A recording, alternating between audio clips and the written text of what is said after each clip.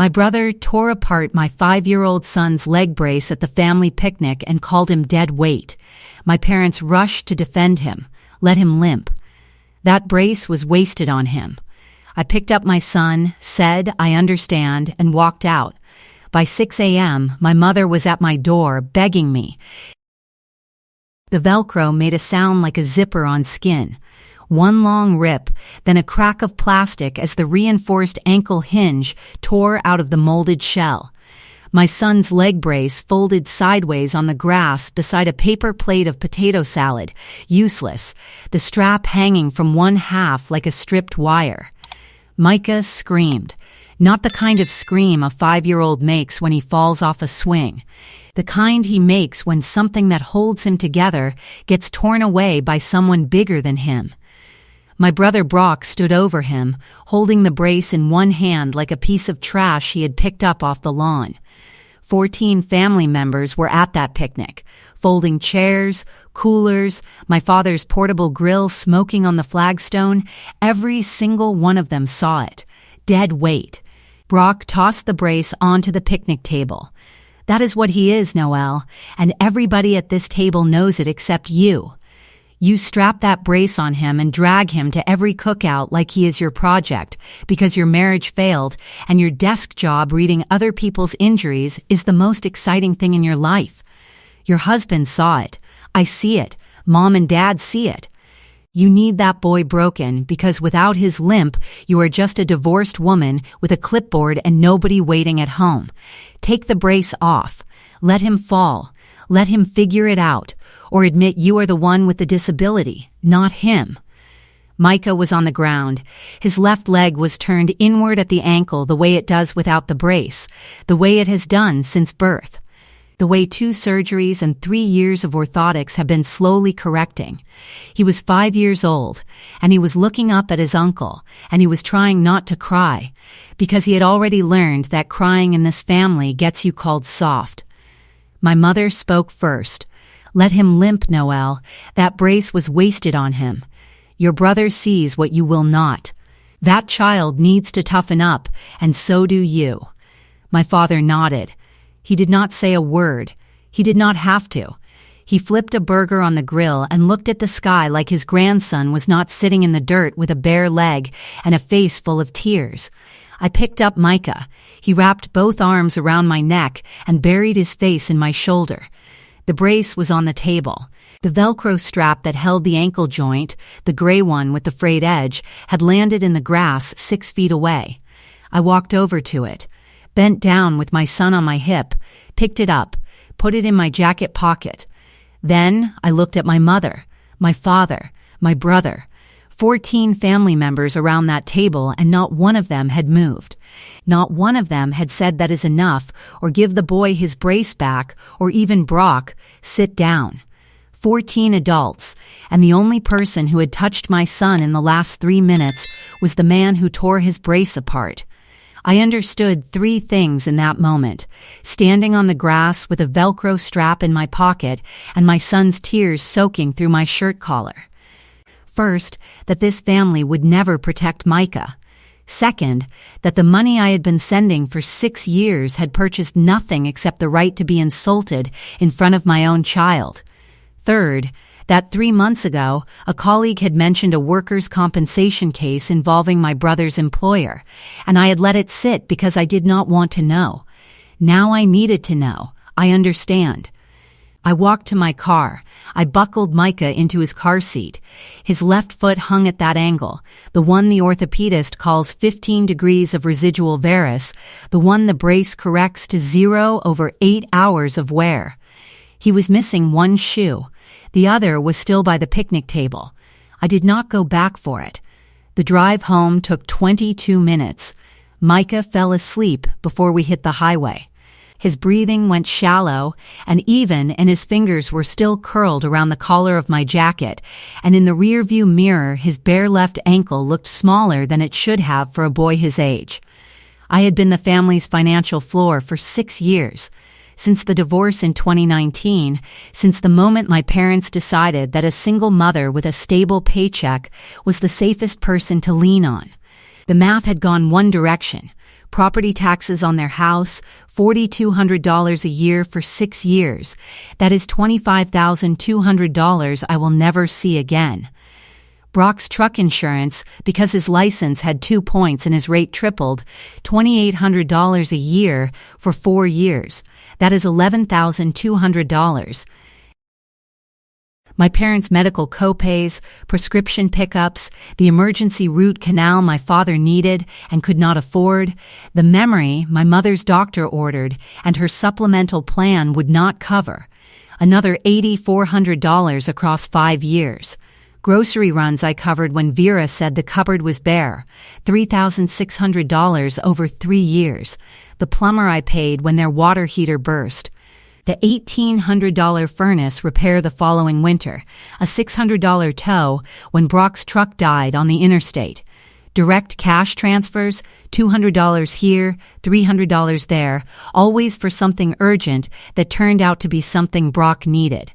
Those added up to roughly $13,600 that I tracked through Venmo and bank transfers alone, plus the credit card. My emergency visa, the one I gave my father for gas and groceries in case of real emergencies. The monthly statements had been climbing for almost 2 years, but I had not pulled them yet. I remember the first time my mother asked for money. November 2019, 3 months after the divorce was final. She called on a Tuesday night and said the property tax bill had come and they were $1,400 short. I paid it the next morning at the county office, standing in line behind a woman buying a hunting license. That payment felt like helping. The second one felt like obligation. By the 4th year, it felt like rent for the right to exist in my own family. The pattern was always the same. Vera would call with an emergency that sounded like the house was on fire. Hank would follow up with a text, "Your mother is upset." Brock would show up at my door 2 days later to tell me how much stress the situation was putting on their parents, as if I were the cause and not the solution. And every time, I paid. Because that is what the reliable child does. She pays, and she shows up, and she watches her brother show up with nothing and leave with everything. The total, when I finally did the math that mattered, would come to $78,000. $78,000 over 6 years, from a woman they watched pick up a torn brace off the grass while holding her disabled son. If you are listening to this story and wondering why I stayed, why I kept paying, why I kept showing up to picnics where my brother called my son a burden and my parents said nothing, I need to tell you about a waiting room. August 2023. Micah was 2, his first brace fitting at the pediatric orthopedic clinic on Miller Road. The appointment was at 10 a.m. I asked my mother to come. She said she had a hair appointment she could not reschedule. I asked my father. He said he would try. Neither showed. My neighbor Jolene Pratt drove 40 minutes across town. She sat in that waiting room for 3 hours with a bag of animal crackers and a coloring book she had bought at the gas station on the way. When Micah walked out in the brace for the first time, wobbling, gripping the wall rail with both hands, Jolene stood up from that plastic chair and said 3 words. "Look at him go." That was it. No speech. No parenting advice. Just a woman who showed up with animal crackers and stayed until my son walked. My family could not find the time. Jolene found 3 hours and a bag of crackers. If you are new to this channel, welcome to Karma Unfolded, where real people share stories about the moments that changed everything. If this story hits close to home, subscribe and stay for the ending. It is worth it. That night, October 12th, I put Micah to bed at 7:30. His ankle was swollen from being unsupported for 5 hours. The brace was destroyed. A replacement would cost $4,800, and our insurance would not cover a new one for 12 months because the current authorization period had not expired. 12 months of my son walking on a corrected ankle that would slowly uncorrect itself without support. I sat at the kitchen table with the Velcro strap in my left hand and my phone in my right. The frayed edge of the strap smelled like grass and sunscreen. Micah's initials were written on the inside in black Sharpie, the way the clinic labels every custom orthotic, MG, right there on the fabric. I almost called my mother. 3 times I pulled up her contact, and 3 times I set the phone face down on the table. The first time I stopped because I looked at the strap and remembered her voice. Let him limp. The second time I stopped because I heard Micah cough in his sleep down the hall. The third time I stopped because I had already decided. At 9:47 p.m., I called the 24-hour line for my credit card company and reported the card my father had been using as compromised. The representative asked if I wanted to dispute any recent charges. I said yes. She said the review would take 7 to 10 business days. The card was frozen immediately.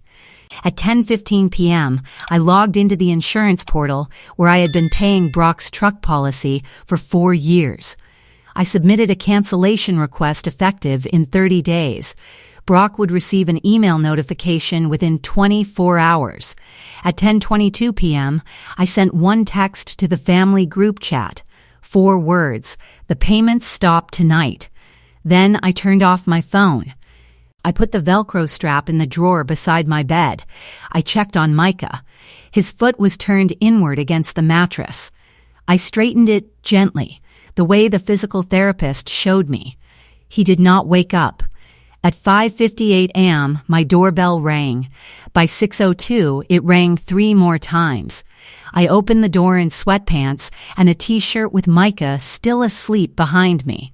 And my mother was standing on my front step with her car still running in the driveway and mascara from yesterday still under her eyes.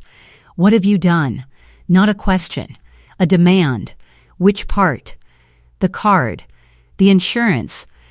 Brock called me at 4 in the morning because he got an email saying his truck policy is being canceled. "Your father tried to buy gas at 11 last night and the card was declined." "What are you doing, Noelle?" "Stopping." Vera pushed past me into the hallway. Her voice dropped to the register she uses when she wants to sound reasonable, the one that means she is about to rearrange the facts until they point somewhere else. He did not mean it. Boys are rough. Brock has always been physical. That is just how brothers are. Brock is 31 years old. He ripped a medical device off a 5-year-old's leg. You are overreacting. That brace costs what? A few $100s?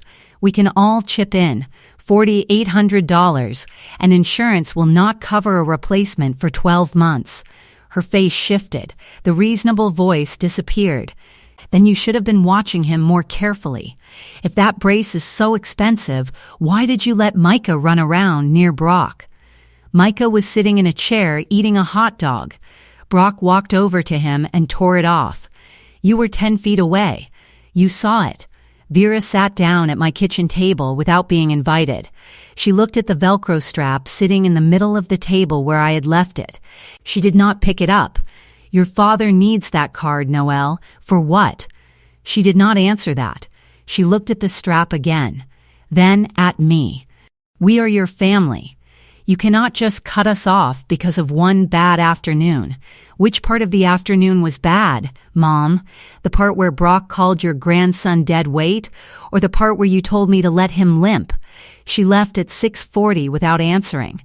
Monday morning, October 14th, I was at my desk by 7:45. I work as a workers' compensation claims adjuster for a regional insurance carrier. My job is to evaluate injury claims, cross-reference medical documentation with employer records, and flag inconsistencies.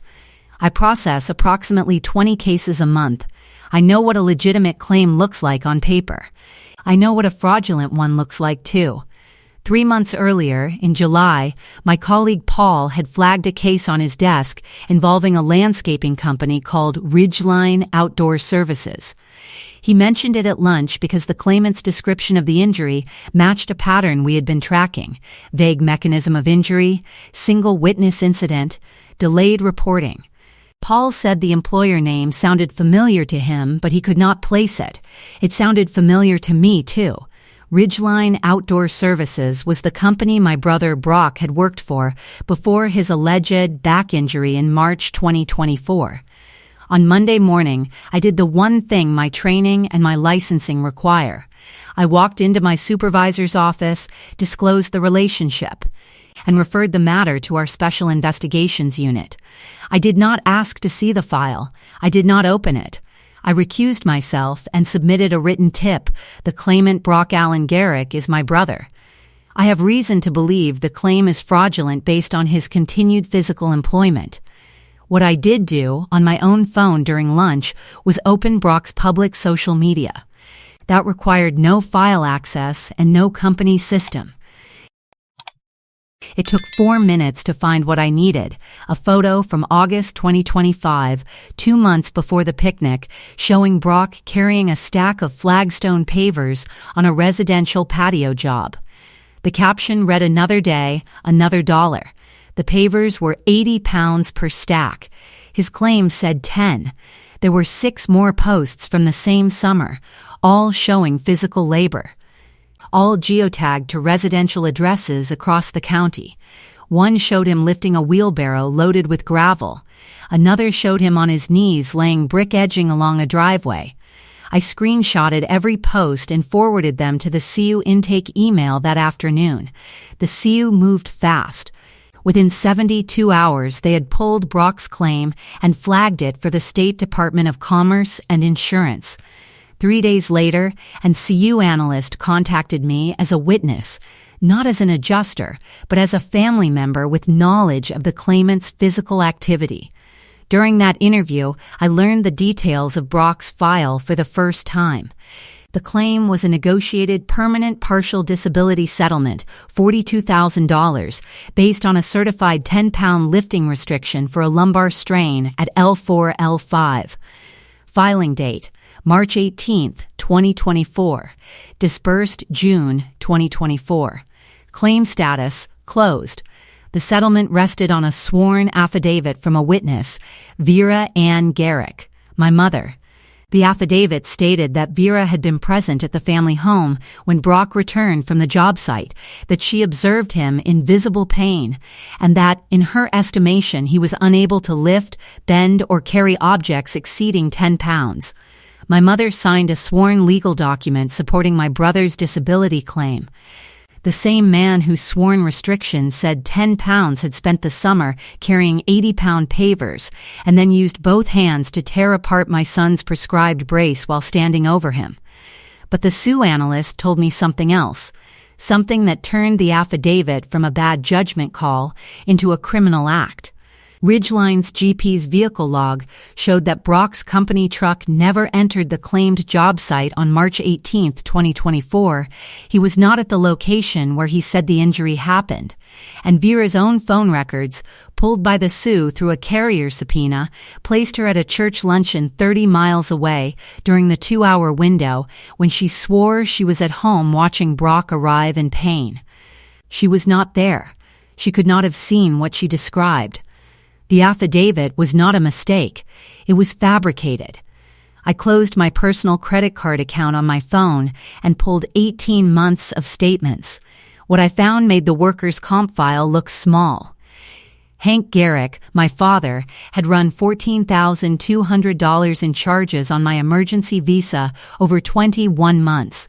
Gas, groceries, a $340 auto parts purchase, 2 payments to a furniture store totaling $1,100, and 1 charge to a jewelry store called Laurel and Stone for $2,200. Dated April 12, 2025, the day before Brock's girlfriend's birthday. My father used my credit card to buy my brother's girlfriend a $2,200 necklace. The emergency card I gave him for gas and groceries. That afternoon, I drove to the office of Emmett Solis, the attorney whose name I had pulled from the state bar directory during my lunch break. The consultation lasted 45 minutes. Emmett sent preservation notices to Ridgeline, the insurance carrier, and the social media platforms. He filed a civil claim for the destroyed brace and a credit card fraud report on my behalf. The formal fraud referral to the state had already been filed by my company's SUE. Investigator Dina Walsh was assigned by the state the following week, a name I recognized because she had testified in 3 of my company's cases over the past 2 years. I almost left the attorney's office without filing the credit card fraud report. My hand was on the door handle, and I could hear my father's voice in my head, the way he used to say, "We are family. Noelle, family takes care of family." Then, I thought about the $2,200 necklace, a birthday present for my brother's girlfriend, charged to the emergency card of the woman whose son's brace my brother had just destroyed. I sat back down. Emmett filed the report before I left. That Wednesday, the final piece arrived. Not from a file, from Jolene. She had been at the picnic. She had watched from the edge of the yard, too far away to intervene but close enough to hear. And she told me something she had overheard 20 minutes before Brock tore the brace off. Vera had been talking to Brock near the cooler. Jolene heard Vera say, "That brace is costing her another $4,800 next cycle. She needs to stop prioritizing that equipment and start helping this family. Talk to her." Brock had answered, "I will handle it." 4 words. Not, "I will talk to her." Not, "Maybe she has a point." "I will handle it." The way you say it when the decision has already been made and the conversation is about logistics, not feelings. The destruction was not impulsive. It was coordinated. My mother told my brother what the brace cost, and my brother decided the best way to redirect my money was to remove the thing I was spending it on. They planned it at a family picnic, 20 minutes before my son's ankle was exposed to the air and the grass. If you are still listening, press subscribe for Karma Unfolded. This confrontation has been building for 6 years, and it is about to land. Sunday, October 19th. 1 week after the picnic. I drove to my parents' house at 2 p.m. Micah was with Jolene.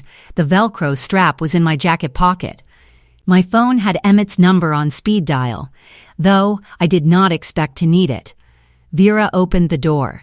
Her face did the thing it does when she is calculating. The quick scan of my hands, my expression, my posture, trying to figure out which version of her daughter she was dealing with. "Come in. Your father is in the den." The den smelled like coffee and the lavender air freshener my mother buys in bulk. Hank was in his recliner. He did not stand up. The television was on, volume low, a football game neither of them was watching. I need both of you to listen to me. Do not interrupt. Do not call Brock. Just listen. Hank reached for the remote, turned the TV off. Vera sat on the edge of the sofa with her hands in her lap. "Dad, in the last 21 months, you have charged $14,200 to my emergency visa. That card was for gas and groceries." Page 3 of the statement shows a $2,200 charge to Laurel and Stone Jewelers on April 12th. That is Brock's girlfriend's birthday necklace. You bought it with my money. That is credit card fraud. I have filed a report. Hank's mouth opened. No sound came out. His right hand gripped the arm of the recliner, and his knuckles went white. "Mom, on March 18th, 2024, you signed a notarized affidavit stating that you witnessed Brock's back injury and that he cannot lift more than 10 pounds. That affidavit supported a workers' compensation claim for $42,000. Brock has been working landscaping jobs under the table for the past 14 months. There are photographs on his own social media of him carrying 80-pound paver stacks. Your affidavit is perjury. The state fraud investigator has your name." Vera's face went from calculated to blank. Not shocked. Blank. The face of a woman who has just realized that the person she underestimated has the file. Brock did not hurt his back. He filed a fraudulent claim, collected $42,000, and you helped him do it by lying under oath. And then, 7 days ago, that same man stood over my 5-year-old son, ripped the brace off his leg, and called him dead weight. And you, Mom, you stood there and said, "Let him limp."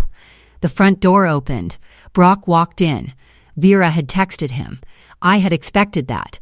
He stood in the doorway of the den with his truck keys still in his hand and his jaw set the way it gets when he thinks volume will solve something. What the hell is this? An intervention? You cut off Dad's card, you canceled my insurance, and now you are in here running your mouth about things you do not understand? Sit down, Brock. I am not sitting down. You think because you process claims at a desk you are some kind of investigator? You are a paper pusher, Noel. You do not get to audit your own family. I am not auditing you. The state of Tennessee is. I disclosed the conflict at my company, and our Sue filed the referral.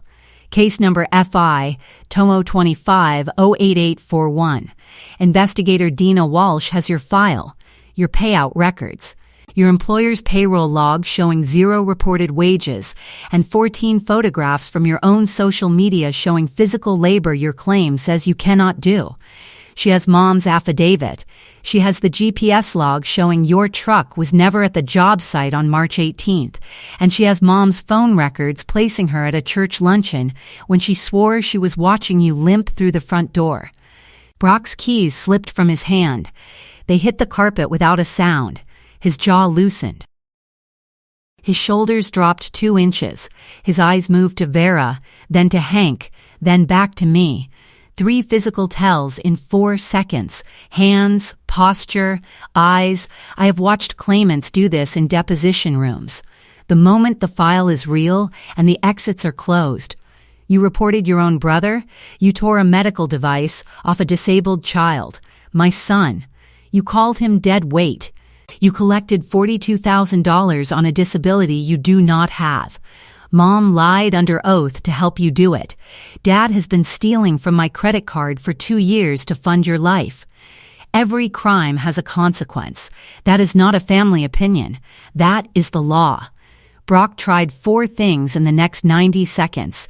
Each one failed faster than the last. First, the deal.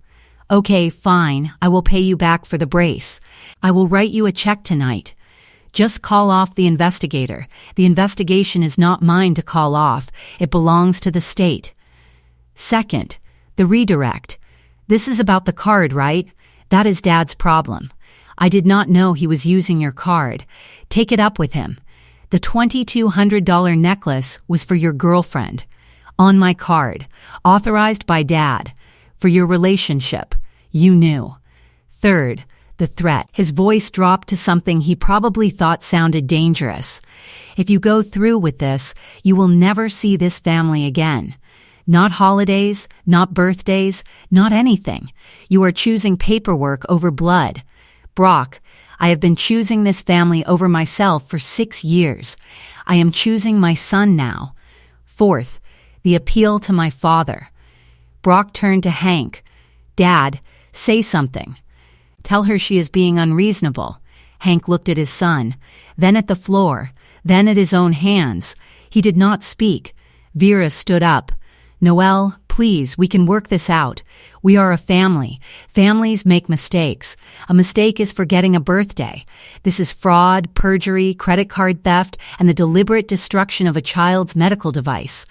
My attorney, Emmett Solis, has filed the fraud referral, the credit card dispute, and a civil claim for $4,800 to replace the brace Brock destroyed. I am also filing a child endangerment report for the deliberate removal of a prescribed medical device from a minor. You would not. Brock's voice cracked on the second word. I handle 400 claims a year, Brock. I know exactly what I would do. I have already done it. The room was quiet. Hank had not spoken since I walked in. His hand was still on the recliner arm. His eyes were on the floor. Vera was standing with one hand on the back of the sofa. Her weight shifted to her left foot like she was about to move, but had nowhere to go. I pulled the Velcro strap from my pocket, set it on the coffee table between us. Gray, frayed, MG. In black Sharpie on the inside. You called my son dead weight. Your claim says 10 pounds. The state investigator says $42,000 of fraud. Nobody touched the strap. Nobody moved. This is the last payment. The last favor. The last time I sit in this room and explain to 3 adults why a 5-year-old deserves a functioning leg brace more than a 31-year-old deserves a fake disability check. The property taxes stop. The insurance stops. The credit card is closed. If any of you contact Micah, it goes through my attorney. That is final. I picked up the strap, put it back in my pocket, walked to the front door. Behind me, Vera said my name once. I did not turn around. Thanksgiving, Aunt Nadine's house, November 27th. I had not planned to go. Jolene convinced me. She said Nadine had called her directly and asked about Micah, and that whatever the family was saying, Nadine wanted to hear the truth. 16 people were in that house. Turkey, canned cranberry sauce, Nadine's cornbread on a platter shaped like a leaf. Micah was in the living room with Nadine's grandchildren, playing with a wooden train set. His ankle was in a temporary support wrap the orthopedist had provided while we waited for the new brace authorization. Brock arrived at 3 p.m. He walked into the kitchen where I was helping Nadine slice pie, and he did not look at me. He looked past me, at Micah in the living room. You know what? Maybe somebody should call CPs on you. Keeping a kid in braces he does not need, making him think he is broken so you feel necessary. That is textbook Munchausen. I bet a social worker would have a lot to say about a mother who needs her son to be disabled. The kitchen went still. Nadine put down the pie server. Her daughter-in-law stopped pouring sweet tea. 2 of Nadine's neighbors, women who had known my family for 30 years, looked at each other across the counter. I almost walked out. My car keys were in my coat pocket and Micah was 15 feet away, and every part of me wanted to pick him up and leave the way I left the picnic. But the picnic was running. This was not. This was standing still. Brock, I am going to recite something for you. It is a sentence from your own workers' compensation application filed March 18, 2024, case number FI 2025-0841. You signed it under penalty of perjury. I looked at him the way I look at claimants across a desk when the file is open and the math does not add up. I certify that I am unable to perform physical labor exceeding 10 pounds due to a permanent lumbar injury sustained in the course of employment. I let the sentence sit. Nadine was watching. Both neighbors were watching. Brock's face lost color from the jaw up, the way it happens when blood pressure drops and the body decides to prioritize the heart over the skin. You filed for $42,000 on that sentence. Mom signed an affidavit backing it up. You have been working under the table for 14 months carrying 80-pound pavers, and you are standing in Aunt Nadine's kitchen threatening to call CPs on me for putting a medically prescribed brace on my son's leg. Nobody spoke. The kitchen clock ticked. Someone behind me set down a fork and it hit the edge of a plate with a sound like a small bell. Nadine's daughter-in-law quietly left the room.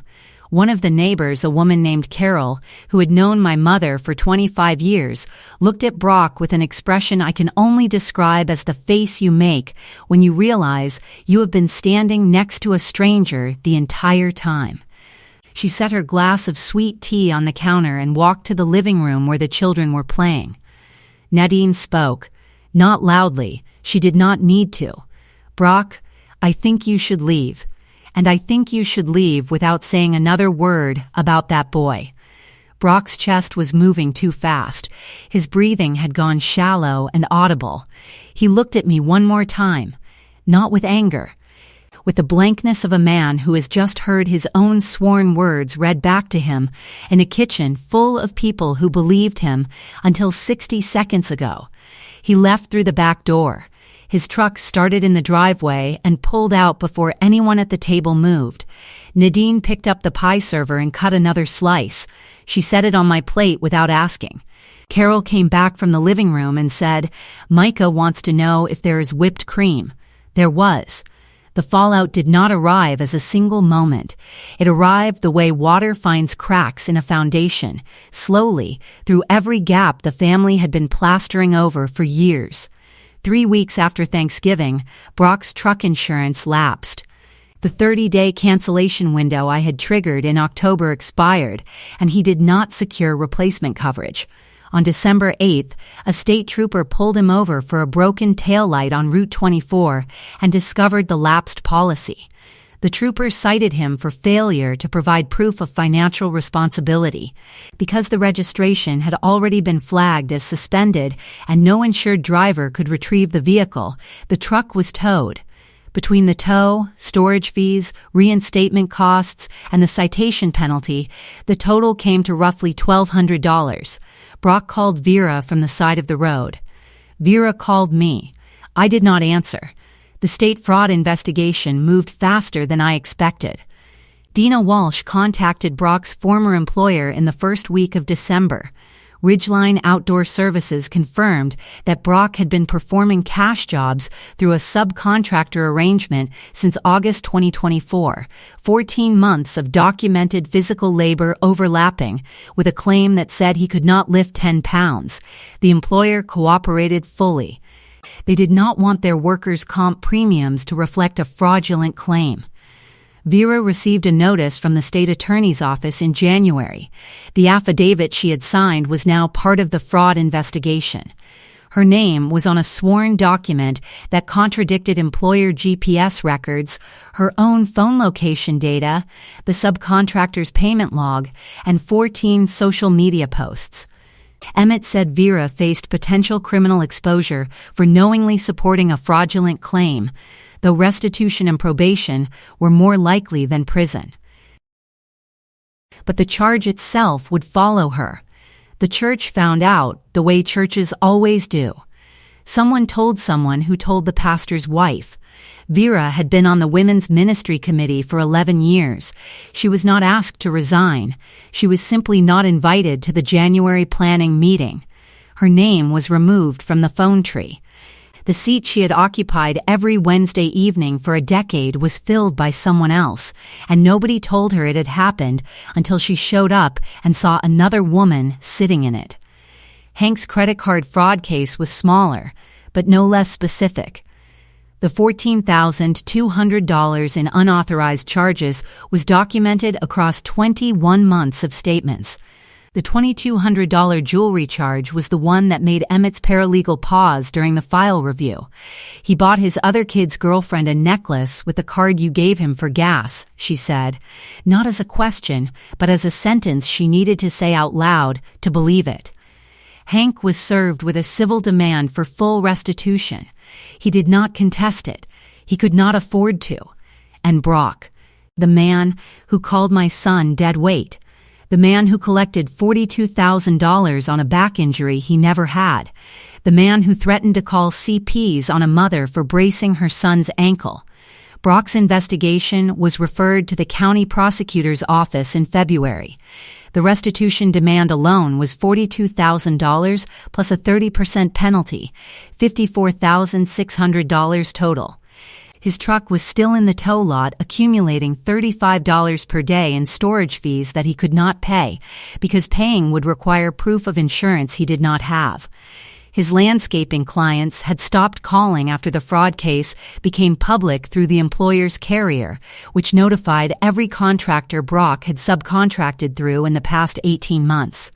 By January, Brock had 0 active accounts. He moved back into my parents' house, the house whose property taxes I had been paying for 6 years.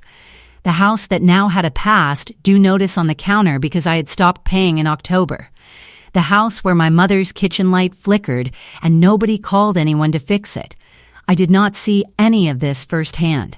Jolene told me some of it. Emmett told me the legal parts.